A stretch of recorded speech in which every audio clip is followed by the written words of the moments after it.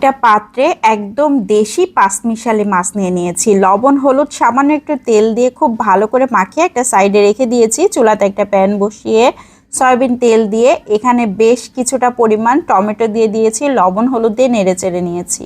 এখন দিয়ে দিচ্ছি পেঁয়াজ কুচি, একটু বেশি করে কাঁচামরিচ ফালি দিয়ে দিয়েছি কয়েকটা, আবারও নেড়ে চেড়ে এখন রসুন পেস্ট, সরিষা পেস্ট, জিরা পেস্ট, কাঁচামরিচ পেস্ট দিয়ে দিয়েছি।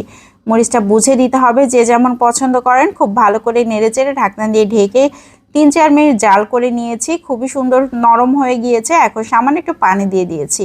উপর থেকে সেই পাঁচমিশালি মাছগুলোকে দিয়ে দিয়েছি। খুব ভালো করে নেড়েচেড়ে ঢাকনা দিয়ে ঢেকে বেশ কিছুক্ষণ রান্না করে নিলাম। খুবই সুন্দর হয়ে গিয়েছে। এখন দিয়ে দিচ্ছি ধনিয়া পাতা কুচি। ধনিয়া পাতা দেবার পর খুব বেশিক্ষণ আর জাল করব না, শুকনা শুকনা হয়ে গিয়েছে। চচ্চড়ি একদম রেডি। টমেটো দিয়ে এই পাঁচমিশালি মাছটা রান্না করলে খেতে মাশাআল্লাহ অনেক মজার হয়। দারুণ টেস্টি একটা মাছ রান্না।